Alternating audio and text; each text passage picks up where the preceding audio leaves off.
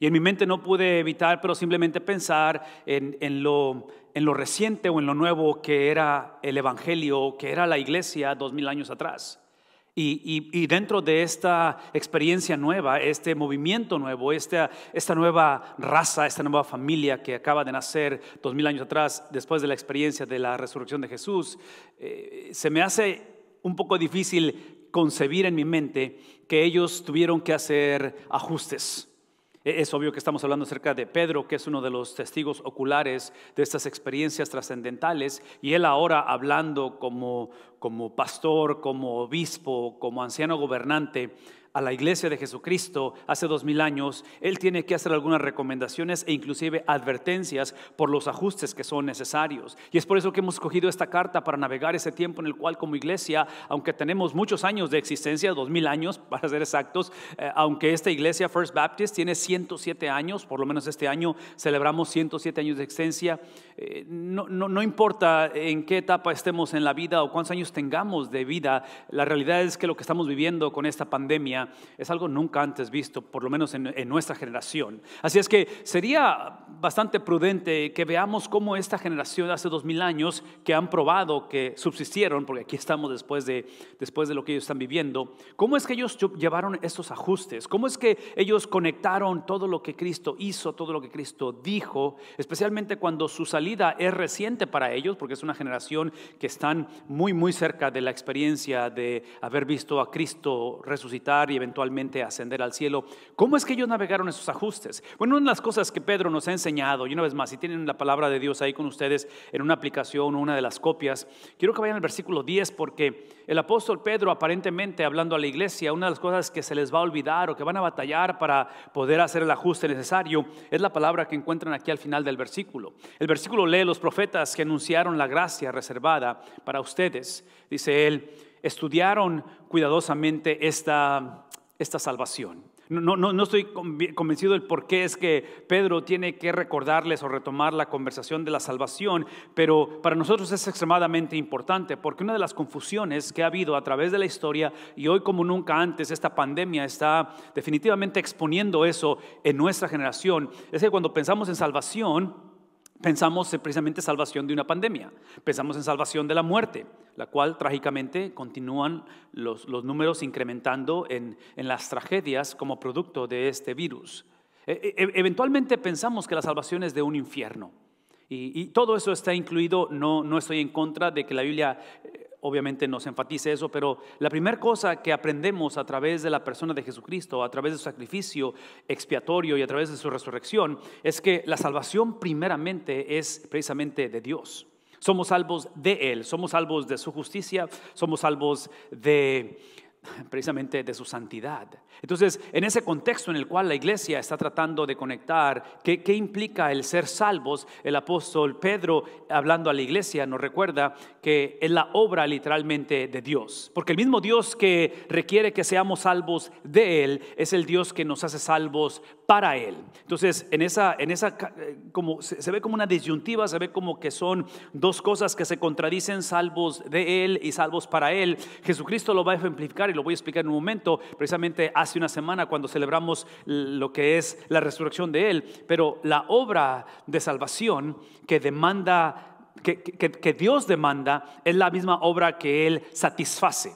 Entonces es el Dios que a través de esta experiencia, es el Dios trino, ha provisto la salvación. Él mismo es quien sostiene y es el que mantiene esa salvación. Ahora, antes de leer la última, quiero recordarnos en esta mañana que estas cartas están escritas en contextos de bastante complicación, sufrimiento. Es una situación caótica donde cuando hablamos acerca del Dios que sostiene y mantiene, eso implica que en medio de las dificultades Él mantiene al salvo. Él hace que el salvo tenga la habilidad de perseverar en medio de la dificultad. Y al último decimos que los creyentes sufren por causa de la salvación. Uno de los distintivos de la salvación en el cristianismo es precisamente entender que no estamos exentos, no estamos inmunes del sufrimiento. La diferencia que hace el ser salvo es simplemente que le da propósito al sufrimiento. Sin Cristo, la persona como quiera sufre, porque es obvio que la pandemia no hace excepción de personas, de edades, de género. La pandemia simplemente ataca, es un virus que ataca, pero en cuestión del cristianismo no es tanto que estamos inmunes de la pandemia, es que aun cuando atravesemos el valle de sombra de muerte, tiene un propósito. Y el propósito no está determinado solamente por la experiencia de sufrir, el propósito simplemente existe en el todo de la vida. El apóstol Pablo, escribiendo a los Filipenses en el capítulo 1, versículo 21, él dice: para mí el vivir es Cristo y el morir es ganancia. Para mí, él está diciendo, ya sea que viva, ya sea que muera, el propósito es el mismo, es una persona y no soy yo esa persona, es precisamente la persona de Jesucristo. Por lo tanto, cuando hablamos acerca de la salvación, Pedro tiene que recordarles que en esa experiencia de la salvación, ahí es donde él nos llama y nos recuerda que Cristo es el ejemplo supremo de sufrimiento. Es obvio que venimos de celebrar ese Viernes Santo donde él entra y donde una semana anterior él entró a Jerusalén siendo coronado, queriendo ser coronado como rey, pero eventualmente lo lleva por la vía dolorosa y nos damos cuenta que el sufrimiento de Cristo tuvo propósito. En ese momento es difícil de entenderlo porque en ese Viernes Santo que celebramos hace una semana nos damos cuenta que vemos a un judío más siendo abusado, siendo bullying hasta cierta manera por los romanos, pero nos damos cuenta que el sufrimiento de Jesucristo fue su vocación, que su sufrimiento tuvo un propósito. Así es que esta mañana, conforme pensamos acerca de cómo navegar momentos tan difíciles y la diferencia que hace el ser salvo es simplemente que nosotros no estamos exentos del sufrimiento, simplemente que tiene un propósito.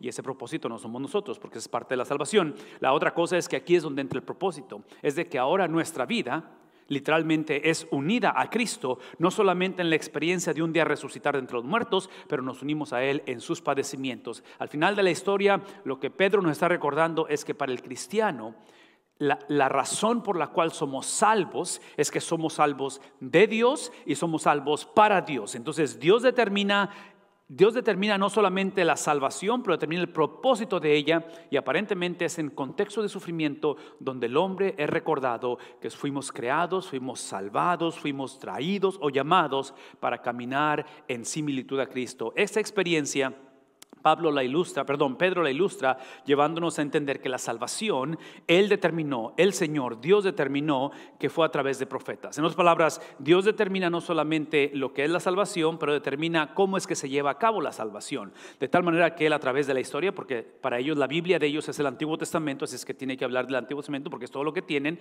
así en este tiempo. Pedro les recuerda, les dice: los profetas que anunciaron la gracia.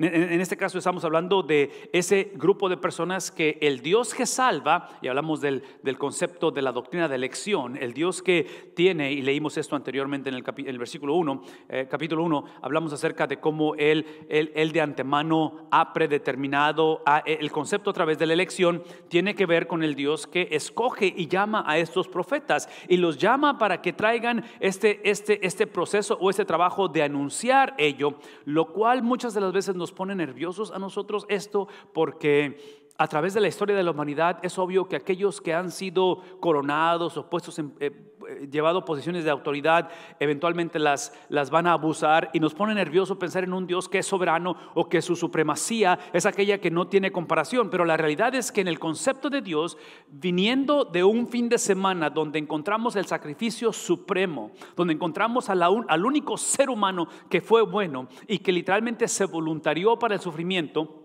entonces tenemos que entender que en cuestión de la doctrina de elección es siempre en el contexto de que aquellos que somos llamados, aquellos que hemos respondido al llamado y que somos salvos, porque está hablando a la iglesia, es ahí donde entendemos que en este caso, ilustrándolo con profetas y apóstoles, es que la doctrina de elección es para servicio y es para similitud a Cristo. Todo lo que estoy diciendo es que cuando típicamente nos ponemos nerviosos o no nos atrae o no nos gusta hablar de doctrina de elección, es porque asumimos que esto es lo que típicamente decimos como VIP.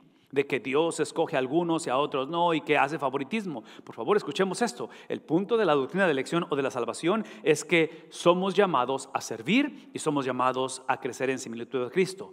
Esto no implica, y estas iglesias lo van a ilustrar, no implica que estos propósitos o estas razones de salvación se ejercen cuando la cosa está bien, cuando la cosa es placentera, cuando todo está de una manera que es favorable para nosotros. Esto se practica precisamente en momentos de caos y de dificultades. Por eso es que Pedro nos llama y nos recuerda que el Dios que llama, el Dios que escoge, el Dios que ejerce su soberanía, la cual tiene una autoridad suprema, es aquel que lo hace siempre para beneficiar a otros.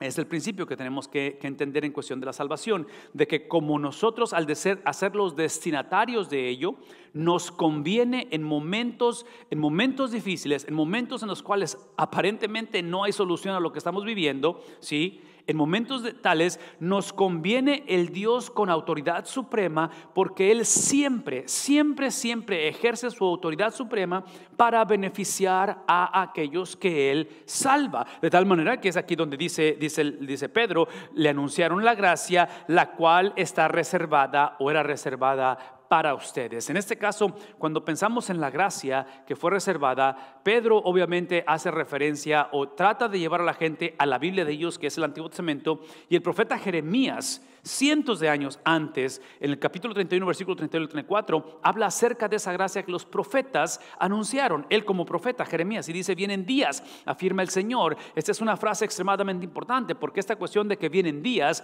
no está hablando en un contexto donde la cosa está normal y simplemente va a mejorar. Sí, ese es el mensaje que trágicamente el Evangelio de la Prosperidad dice, donde simplemente es mejorar la condición. Lo que está diciendo Jeremías es en un contexto de desolación, de exilio, en un contexto de opresión, en un contexto de calumnia, en un contexto donde literalmente, aparentemente, Dios ha desaparecido del mapa. Y dice Jeremías, afirma el Señor, en que haré un nuevo pacto con el pueblo de Israel y con la tribu de Judá. Vean el lenguaje, porque trágicamente el pueblo de Dios se había dividido, el reino del norte, el reino del sur, y es lo que está implicando. Jeremías está incluyendo a todos, porque típicamente estos que eran los del sur no podían ver a sus hermanos del norte, que era el reino del norte. En fin, observen la universalidad del evangelio, de tal manera que dice él: no será un pacto como el que hice con sus antepasados el día en que los tomé de la mano, observen esto, y los saqué de Egipto, ya que ellos, ¿qué es lo que hicieron? Trágicamente lo quebrantaron, de tal manera que a pesar de que yo era su esposo, afirma el Señor. Es la situación en la cual trágicamente en la relación con Dios nos encanta hablar de privilegios, no de responsabilidades. Trágicamente esta generación violó eso, de tal manera que dice: ese es el pacto que después de aquel tiempo haré con el pueblo de Israel, afirma el Señor. Y aquí está el pacto, es aquel en el cual yo pondré. No es que el pueblo está pidiendo, ¿verdad? La Biblia no dice que el pueblo vino a Jeremías como profeta y dijo: por favor, pídele al Señor que nos ayude, porque queremos que Dios ponga la ley en nuestra mente. Sí, el pueblo de Israel no estaba pidiendo eso. Aquí es donde entra otra vez la doctrina de elección, la supremacía de Dios, que Él simplemente de su generosidad, porque ya explicamos, ya leímos que el pueblo trágicamente, teniendo a Dios como esposo, básicamente se prostituyeron, básicamente fueron infieles, usando la analogía del matrimonio. Y en medio de esa infidelidad es que Dios decide, porque es un Dios otra vez de soberanía, de supremacía, Él la usa para beneficiarnos, de tal manera que Él dice: voy a poner mi ley en su mente y les escribiré en su corazón. Y esto es lo que sucede cuando aprendemos o cuando recibimos y nuestra mente es transformada por la mente de Cristo, porque esa es la ley, ¿verdad? Cristo es el cumplimiento de la ley. Entonces no es un mejoramiento de la mente, no es pensar mejor, es simplemente adoptar o recibir o tener el crédito de una mente diferente, que es la de Cristo. Y dice: y un corazón en el cual la ley ahora no es un mejor corazón, es un corazón completamente regenerado o transformado. Es ahí donde ustedes y yo retomaremos esa relación donde seré su Dios y ellos serán mi pueblo. ¿Qué es el punto aquí? De que el hecho de haber sido escogidos a través de Abraham, a través de Isaac, cuando ven el linaje en cuestión de la elección, no fue para VIP, fue una elección en la cual por amor a sí mismo el Señor escoge, pero la relación en la cual el Señor entabla con su pueblo tiene siempre tiene condiciones. ¿Cuáles son las condiciones? De que van a tener que tener una mente diferente y un corazón diferente. Termina diciendo esto Jeremías con respecto a esta relación, donde dice: ya no tendrán nadie que enseñar a su prójimo, ni dirá nadie a su hermano, conoce al Señor. ¿Por qué? Otra vez la universalidad del evangelio, porque todos, desde el más pequeño hasta el más grande, me conocerán, afirma el Señor. Aquí está lo interesante: yo les perdonaré su iniquidad y yo nunca más me acordaré de sus pecados. El punto aquí simplemente es recordar una vez más que en cuestión de la soberanía de Dios, que la salvación es la combinación de un Dios que elige y un pueblo que responde a esa elección. Y hablar de esa experiencia es simplemente regresar a que nosotros somos los receptores de ello. Y en medio de todo ello, observen lo que sucede. Estos profetas que anunciaron la gracia que iba a ser para ustedes, Jeremías lo acaba de afirmar. Ahora dice él: estos profetas estudiaron cuidadosamente esto que Jeremías anunciaba. Ellos, como profetas, dice el versículo 11, trataron de descubrir a qué tiempo y a cuáles circunstancias se refería el Espíritu de Cristo con respecto a ese tipo de profecías. Entonces, observen que hablar de la soberanía de Dios en un contexto como en una pandemia, en un contexto donde la medicina y los científicos y las naciones no sabemos qué hacer. Estamos tratando lo más que podemos de contener este virus. Estamos tratando de actuar responsablemente, quedarnos en casa. Por eso es que este edificio está vacío. Por eso es que estoy predicando a una cámara donde realmente estoy predicando a ustedes, con ustedes, entre nosotros, teniendo un diálogo. Pero la razón que hacemos esto es porque, al punto de la historia, es porque nosotros no somos seres supremos, porque nuestra autoridad e influencia y conocimiento siempre tiene límites. Pero lo hermoso de ello es que tenemos un Dios, y aquí es donde tenemos que enfatizar esto, que tenemos un Dios el cual no tiene límites, el cual su supremacía es incomparable e incontenible, de tal manera que observen cómo el ser humano, los profetas, la iglesia no pierden su habilidad de decidir. Simplemente reconocemos que no tenemos las habilidades que Dios tiene, porque ellos empezaron a investigar y escuchaban el mensaje que los profetas daban en el Antiguo Testamento y querían saber el significado de ellos y querían saber en cuestión de tiempo, de circunstancias. Y el punto aquí es simplemente esto: que Dios, en su mensaje, en su salvación, en la manera en que Él opera, en la manera en que Él funciona, en una pandemia, por ejemplo, usándonos a nosotros como ejemplo, es que Él escoge. Esto es lo interesante: Él escoge obrar a través de nosotros, en este caso a través de su iglesia. El reto de la iglesia, como lo fue el caso de los profetas en el Antiguo Testamento, como lo es Pedro en el Nuevo Testamento, como es la iglesia hace 2000 años y la iglesia en el 2020, es que todos sin excepción tenemos ideas preconcebidas. Las ideas preconcebidas las estamos leyendo, las estamos abrazando, y observen que ellos estaban estudiando cuidadosamente con respecto a estas profecías y tratando de descifrar el tiempo y circunstancias. ¿Qué es lo que estoy diciendo? Que la idea preconcebida de esta generación, basada en el Antiguo Testamento y basada en el Nuevo, es de que ellos pensaron que la vida, la cual ellos la veían, el judío, la mente hebrea, en dos eras, donde literalmente en la venida de Mesías la iba a dividir exactamente a la mitad y quedaba en el pasado, como deseamos ahorita que quede en el pasado la pandemia. Ellos veían la era de maldad en el pasado. Y en la llegada del Mesías, Él iba a enderezar las veredas, a enderezar los caminos, traer y restaurar el reino de Dios, la justicia de Dios, siendo Jerusalén el epicentro de la adoración, cuando en realidad iniciara la era de justicia. El problema fue una vez más, es que Dios, cuando decide usar a sus profetas, decide usar a la nación de Israel para traer eventualmente a la promesa, que la promesa no fue bienes y raíces, no fue el pedazo de tierra que hasta la fecha se están disputando en el Medio Oriente, no era en sí la cuestión de un color de piel o algo en cuestión de raza, que en este caso son los judíos. Apreciamos todo eso y esos fueron los instrumentos, pero eventualmente la promesa era una simiente. La promesa era la simiente que eventualmente nace a través de una virgen y que la semana pasada celebramos otra vez la vida de Él en redención por nosotros, su muerte y eventualmente su resurrección. De tal manera que cuando Cristo se aparece, Él no se aparece bajo la idea preconcebida que tenía el judío o la iglesia o la religión. Él se aparece de tal manera que nos muestra que como ellos buscaban de cómo se iba a manifestar el tiempo y las circunstancias, lo hace a través del Espíritu de Cristo. Y típicamente, una vez más, esto es importante, típicamente cuando se trata del Espíritu de Cristo o del Espíritu Santo, es una situación en la que tenemos que recordar que Él no existe o Él no viene o Él no habita simplemente para bendecir nuestras ideas preconcebidas en circunstancias, en tiempos, en maneras, en entendimiento. Y no estoy en contra de lo que pensamos y cómo estamos percibiendo la vida, la muerte, una pandemia, la economía, el trabajo, la enfermedad. Nada malo de cómo lo percibimos, pero aquí el punto es que como Él es soberano y Él es soberano en medio de una pandemia, es obvio que lo que tenemos que hacer es preguntarnos cómo es que el Espíritu de Dios percibe, cómo es que Él quiere que naveguemos algo como está aquí. ¿Por qué? Porque eventualmente van a tener que aprender esto, que la manera en que Cristo viene, en lugar de dividir las eras simplemente una detrás de otra, Él viene y las empalma. Y las va a empalmar porque, y esto ya es obvio para ahora porque es histórico, es porque Cristo no venía simplemente una vez. Cristo tenía que venir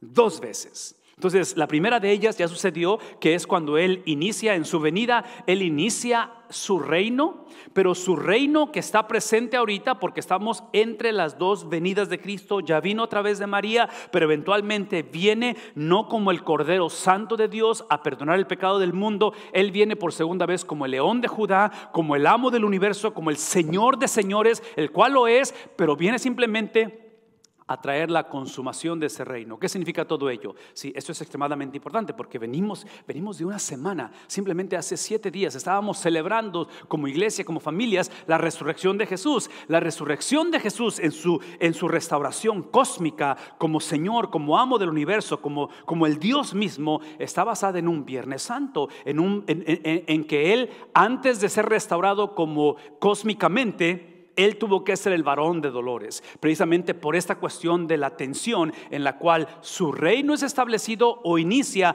en su nacimiento virginal, pero es en el contexto donde estamos todavía, por favor escuchen esto, estamos todavía bajo el dominio temporal de un príncipe del aire que su nombre es Satanás, que eventualmente se manifiesta en pandemias, se manifiesta en todo lo que vemos de la fragmentación de este mundo del cual somos partícipes y somos víctimas a la misma vez. Todo esto lo menciono porque aquí es donde tenemos que entrar con esto, de que entre la primera y segunda venida, los judíos no les gustó la idea porque los profetas están tratando de descifrar esto, están tratando de entender esto, pero la realidad es que Cristo tenía que venir como siervo sufriente primeramente. ¿Por qué? Bueno, tenía que venir porque en cuestión de legalidad, iniciamos hablando de la salvación. Si el problema del hombre en su salvación tiene que ser de Dios, porque legalmente lo que el hombre hizo en Génesis capítulo 3 es literalmente violar o en un momento dado cometer lo que se le llama traición cósmica al Dios del universo. Por lo tanto, ese viernes de hace una semana es cuando Cristo legalmente transfiere, aquellos que hemos confesado a Cristo, transfiere el pecado de la humanidad y se lo deposita a Él mismo. De tal manera que hay una transacción de esa legalidad, y el viernes obtuvimos o podemos obtener nuestro perdón de pecados, lo cual es extremadamente importante. Pero el domingo, ese es el contexto del siervo sirviente, el domingo sucede la segunda parte de la transacción. Todo lo que estoy diciendo es que la salvación del hombre está basada en 2 transacciones legales. No estoy hablando de la conducta del cristiano. De eso podemos hablar un poquito más adelante o la vamos a considerar, pero esta mañana simplemente estoy hablando de que Pedro está hablando acerca de la salvación. Él inició la conversación con este grupo de iglesias, con este grupo de personas, con este grupo de pastores, aparentemente recordándoles lo que acababa de suceder, que es la muerte y resurrección de Jesús, y ya se les había olvidado. Probablemente a veces estamos en la misma condición y batallamos para recordar esto. El producto de esas 2 transacciones legales, lo que produce en nosotros es que ahora legalmente somos inocentes. No estoy diciendo que no sintamos o que no estemos viviendo las consecuencias de nuestro pecado. Muchos de nosotros estamos en situaciones donde estamos viviendo situaciones difíciles por las consecuencias de nuestra vida anterior. Simplemente que en legalidad, legalmente, no como nos sentimos, no como nos comportamos. Es simplemente la legalidad, literalmente somos inocentes. Legalmente Dios nos ve por lo que Cristo hizo en su primera venida. ¿Sí? Él lo que hace es que legalmente nos posiciona legalmente como alguien que nunca ha pecado. Eso es lo que somos en cuestión de Cristo. La tercera cosa es que ahora legalmente Dios nos ve a nosotros como que si nosotros hubiésemos cumplido la ley en su totalidad. Antes de mencionar el último, quiero que recordemos que todo esto que estoy mencionando de la legalidad y en la cuestión de ser perdonados, vernos como que nunca hemos pecado y como que si cumplimos la ley, es porque el domingo Él nos transfirió su justicia. La justicia forense de Cristo es depositada en nosotros, donde ahora es obvio, y esto lo sabemos históricamente, que el que es inocente fue Cristo, el que nunca pecó fue Cristo, el que cumplió la ley fue Cristo. Entonces, literalmente, cuando yo me llamo, cuando yo soy parte de la familia de Dios y soy un cristiano, implica que soy un Cristo pequeño, de que ahora soy el aroma, soy la fragancia de Cristo. Y legalmente esto es lo que incluye el paquete, por decirlo así. El último de ellos es que legalmente, aunque probablemente no me siento, aunque probablemente hay confusión, aunque muchos estamos paniqueando, muchos estamos en situaciones en las que la depresión, la ansiedad, donde la duda y eventualmente el temor nos ha hecho cautivos, es ahí donde tenemos que recordar que legalmente esto es lo que somos ante Dios.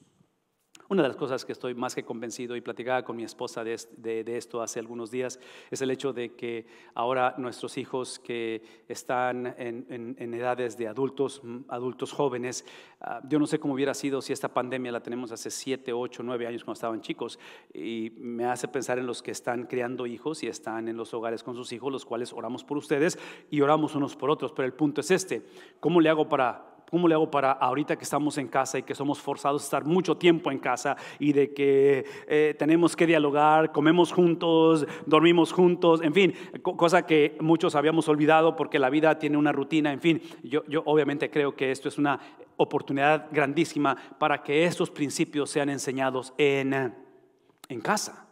Y menciono esto porque aunque agradecemos el tiempo que pasamos juntos a través de estos medios, esto es algo muy muy pequeño. El tiempo que ustedes me están dedicando, estamos dedicando a la palabra de Dios en cuestión de una pantalla en sus hogares, a través de una computadora o la televisión, literalmente es pequeño comparado con lo que hacemos todo el resto de la semana. Y menciono esto porque la pregunta es cómo transferir esto en el hogar, cómo ponerlo en práctica, cómo tener una conversación con un hijo, con una hija, con un yerno, con un abuelo, en lo cual esto sea la base de lo que hacemos. Bueno, ahí es donde quiero que recuerden lo que está diciendo él. Dice a ellos, ¿quiénes son ellos? Otra vez hablando de los profetas, a ellos se les reveló Dios en su soberanía. Dios, no porque los profetas calificaran, no porque el pueblo de Dios tenía su conducta correcta, simplemente Dios decide revelarlo de tal manera que revela que no se estaban sirviendo. Los profetas no fueron escogidos simplemente porque eran mejor que los demás, es porque no se servían a sí mismos, sino que se les servían a ustedes. Conforme pasamos tiempo en casa, conforme somos bombardeados con las noticias y aparentemente la situación continúa agudizándose, son más las personas que están contagiándose, que están hospitalizadas, que están enfermando y eventualmente muriendo.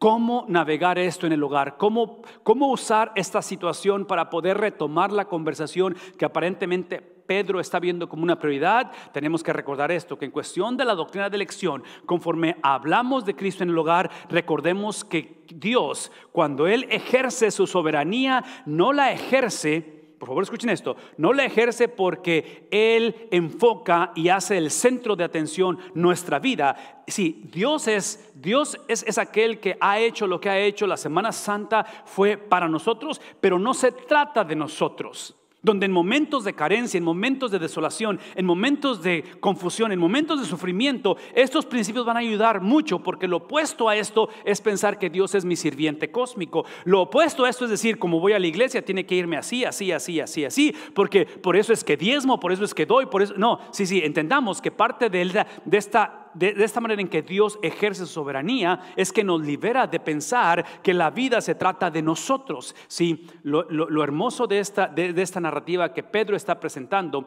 es que él le recuerda a los profetas que esto no se trata de ustedes, que el hecho de que ustedes son aquellos que predicaron, sí, que la predicación es un regalo de Dios, es un don que se le da al profeta, a la persona, al predicador, sí, es simplemente el vehículo hacia el objeto de la predicación. El objeto de la predicación no es la habilidad del hombre, no es el hecho de que pueda tener cierto conocimiento o experiencia, es que es el vehículo hacia el evangelio. Y en este caso, cuando hablamos del evangelio, que es uno de los temas que hemos tocado con mucha insistencia, el evangelio simplemente es esto. Y esto es lo que quiero que esta mañana lo hablen. Si es que están desayunando o ya desayunaron o van a comer al ratito, es de que ustedes piensen en esto. La conversación en el hogar es esto: ser salvo es abrazar todo lo que Cristo dijo de sí mismo, no lo que creemos de Él. Lo que creemos de Él es importante, pero la meta es que creamos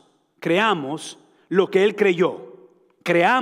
Afirmemos lo que Él afirmó. Entonces, ¿qué es lo que dijo Él de sí mismo? Y lo último es, ¿qué es lo que Cristo hizo mientras estuvo 33 años en la tierra? Eso es el evangelio. Y este evangelio obviamente es lo que Él está usando como el sello del Espíritu Santo. La palabra que quiero que se lleven, si tienen un momento educacional en el hogar, es la palabra indicativo. Esta experiencia indicativo está indicando, está simplemente dando lo que en inglés se dice factual, lo que ya sucedió, está en pasado. Cuando hablamos de la salvación del hombre, es algo que ya sucedió cuando nos encontramos con Cristo. Por lo tanto, ese es el evangelio, y eso se lleva a cabo a través de la predicación del evangelio, el cual es por medio de ¿quién? Del Espíritu Santo, que es el punto aquí, de que necesitamos al Espíritu para que nos revele qué es lo que Cristo dijo de sí mismo, para que nos revele qué es lo que Cristo hizo por 33 años. Pero ese mismo evangelio es necesario ahora no para salvación, sino para que nos comportemos como salvos. ¿Qué es lo que estoy diciendo? Que en el hogar debe ser el hogar apropiado, ahorita que estamos en casa, donde presentemos el evangelio, no una versión del evangelio, no una caricatura del evangelio, no simplemente mejorar nuestra condición. Hablemos de lo que Cristo dijo de sí mismo y hablemos acerca de lo que Cristo hizo, basado en lo que dijo de sí mismo. Y ahora necesitamos ser llenos de su presencia para poder llevar a cabo precisamente el estilo de vida de Cristo. Y eso es lo que la Biblia describe como imperativo, como algo que es mandato, como una ordenanza, como diciendo: ya te enseñé lo que Cristo hizo, ahora te estoy diciendo lo que debes de hacer, basado en lo que viste o aprendiste o lo que Cristo hizo. Todo lo que quiero que nos llevemos esta mañana y que entendamos, porque este es el reto de la iglesia hace 2000 años, es el reto hoy en día, de que hoy trágicamente, por favor escuchen esto, hoy trágicamente hay una confusión muy grande en estos dos principios. El Viernes Santo fue una experiencia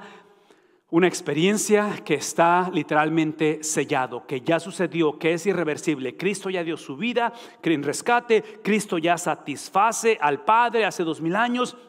Simplemente hay una experiencia donde el viernes Cristo se separa del Padre para eventualmente ser separado para el Padre. El domingo sucede eso. Entonces el viernes lo que sucedió es la obra redentora de Cristo. El domingo, cuando Cristo resucita de entre los muertos, es ahora donde sus 33 años son puestos en nosotros, en cuestión de esa justicia, de esa santidad puesta en mí, donde ahora soy llamado a vivir de esa manera. La confusión que hay es que hoy en día esto lo hemos invertido, y hoy en día pensamos que si llevamos a cabo una conducta cristiana es que Dios nos va a bendecir, es que Dios va a quitar la pandemia, es que Dios va, sí, eso no es la manera en que el evangelio se lleva a cabo.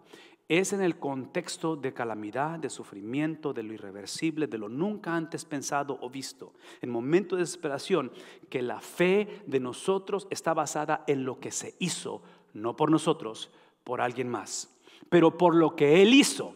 En un contexto que aparentemente no cambia, es que somos llamados a hacer todo lo que Él vivió por 33 años, porque una vez más, Él fue varón de los dolores, Él experimentó el quebranto y eventualmente es el siervo sufriente. En momentos como estos, somos llamados a obedecer y a imitar a Cristo basado en lo que Él ya hizo históricamente. Si nunca has conocido esa experiencia de basar tu vida en algo que ya sucedió, que va a impactar cómo creas tu futuro, ese es el momento en el cual te invito a que simplemente le digas a Cristo: ven a mi vida, Simplemente transforma mi corazón. Perdóname porque toda mi vida he pensado que mi trabajo es simplemente hacer algo. El evangelio inicia en lo que ya se hizo, no en lo que tenemos que hacer. Y hay mucho por hacer, hay mucho que tenemos que elaborar, pero esta mañana la invitación es de que pongamos nuestra confianza en lo que Cristo ha hecho.